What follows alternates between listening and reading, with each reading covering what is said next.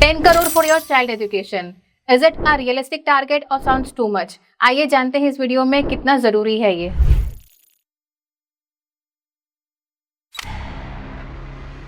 Sir, जैसे कि हमने सुना है कि बच्चों के फ्यूचर एजुकेशन के लिए हमें कम से कम टारगेट करना चाहिए 10 करोड़ का। सर, कितना रियलिस्टिक टारगेट है ये और क्या ये अचीवेबल है? नेहा, मैं आपसे एक क्वेश्चन पूछूंगा इस क्वेश्चन से रिलेट करके कि जब हम पढ़ाई कर रहे थे तो हमारी ग्रेजुएशन कॉस्ट क्या थी, हमारी स्कूलिंग की कॉस्ट क्या थी। जहाँ तक मुझे ध्यान आता है कि मैं जब पढ़ता था तो मेरी एजुकेशन कॉस्ट बहुत ही कम थी, नल एंड वर्ड थी। लाइक जब मैं मॉन्टेसरी में था तो 50 से 60 रुपए मंथली फीस हुआ करती थी, और जब मैं ग्रेजुएशन में आया तो आई थिंक 2-2.5 हज़ार रुपये फीस लगा करती थी। आज की डेट में आप मॉन्टेसरी की बात करें, आप फर्स्ट सेकंड थर्ड क्लास की ही बात करें तो वहाँ पे लगभग एक एवरेज फीस जो है 4 से 5 हज़ार रुपये है पर मंथ की, जो कि हमारे टाइम पे कितनी हुआ करती थी, 50 रुपए। कितने गुना हो गई? 100 टाइम्स। 100 टाइम्स हो गई, है ना। तो अब आप ये समझ लीजिए कि जो समय बीता है उससे कितनी तेजी से इन्फ्लेशन अपनी एजुकेशन को बड़े दामों पे लेके जा रही है। आज की डेट में 10% का इन्फ्लेशन रेट है एजुकेशन पे, और ये 10 करोड़ बिल्कुल रियलिस्टिक है। बिकॉज अगर आप आज प्लान करते हैं कि अपने बच्चे को अब्रॉड स्टडी कराने के लिए, तो आज की डेट में 1.5 से 2 करोड़ रुपए लगते हैं इसमें। अगर आप 2045 के लिए आज से प्लान करना चाहते हैं तो बिल्कुल आपको 8 से 10 करोड़ रुपए स्पेंड करना पड़ेगा बच्चे की हायर एजुकेशन के लिए। So it is a realistic target for higher education if you wish कि आपका बच्चा अब्रॉड स्टडीज़ करे। इंडिया में भी अगर कोई स्टडी कराना चाहता है अपने बच्चे को और कुछ अच्छे प्लेटफॉर्म्स पे लेके जाना चाहता है तो आपको लगभग उसमें भी 5 से 6 करोड़ की कॉस्ट बेयर करनी पड़ सकती है, जहाँ पे बच्चों को कोई फाइनेंशियल लिमिटेशंस के बिना अपनी स्टडी को अच्छे से कर पाए। एग्जैक्टली। तो सर, किस तरीके से पेरेंट्स अपना ये टारगेट अचीव या प्लान करें? तो जैसा कि मैंने बताया कि ये 10 करोड़ का टारगेट आप 2045 के लिए ले सकते हैं। तो आज से आप सिस्टमैटिक इन्वेस्टमेंट प्लान करना शुरू करें। उसके 2-3 तरीके हो सकते हैं। जैसे कि अगर मान लीजिए कि आपको 20 साल का टेन्योर है आपके पास में, तो 20 साल के लिए अगर आपको 10 करोड़ करना है तो लगभग 1 लाख रुपए पर मंथ की आपको SIP करनी पड़ेगी। ठीक है। अगर आप स्टेप अप SIP कर सकते हैं तो ये अमाउंट घटा के 65,000 रुपए पे भी आ सकता है। 65,000 रुपए पर मंथ SIP करना शुरू करें और हर साल 10% स्टेप अप SIP करेंगे तो भी ये टारगेट इजीली अचीव किया जा सकता है, अचीवेबल। और सर, अगर हम बात करें कि कुछ पेरेंट्स ऐसे भी होंगे जिनके बच्चे जो छोटे नहीं हैं, अभी ये तो टारगेट हो गया, जो बच्चे छोटे हैं 20 साल बाद उनकी स्टडी होगी। जो बच्चे अभी अगर हम 10 साल से ऊपर के बच्चों की बात करें और उनके पेरेंट्स को ये टारगेट अचीव करना है तो वो क्या कर सकते हैं? तो उनके लिए कुछ ना कुछ लमसम डिप्लॉय करना पड़ेगा उनको, और उसके साथ में SIP का कैलकुलेशन होगा।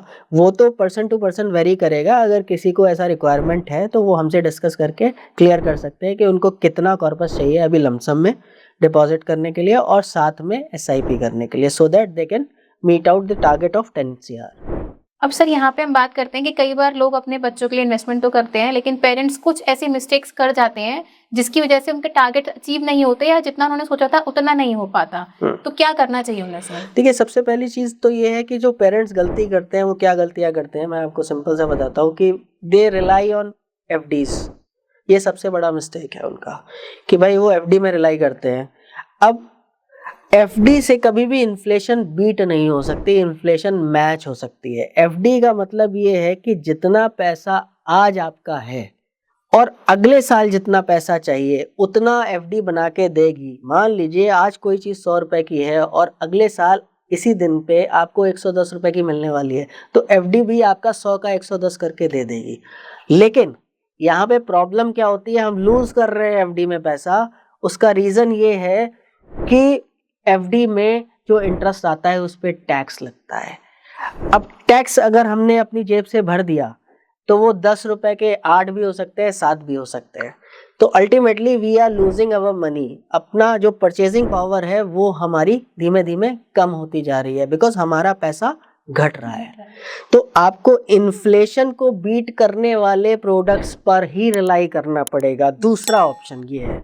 और तीसरा ऑप्शन ये है कि आपको फंड्स को डाइवर्सिफाई करना पड़ेगा एसेट एलोकेशन के थ्रू, जिससे कि आपको एक स्टेबल एंड पॉजिटिव रिटर्न में वो पैसा इकट्ठा होके आए आपके पास में। ओके सर, तो ये तो हो गया कि क्या क्या मिस्टेक्स होती हैं और उन्हें आप कैसे सॉर्ट आउट कर सकते हैं। इसके अलावा कुछ ऐसे smart tips and solutions sir जो आप देना चाहेंगे जिससे कि लोग अपना ये टारगेट अचीव कर पाएँ?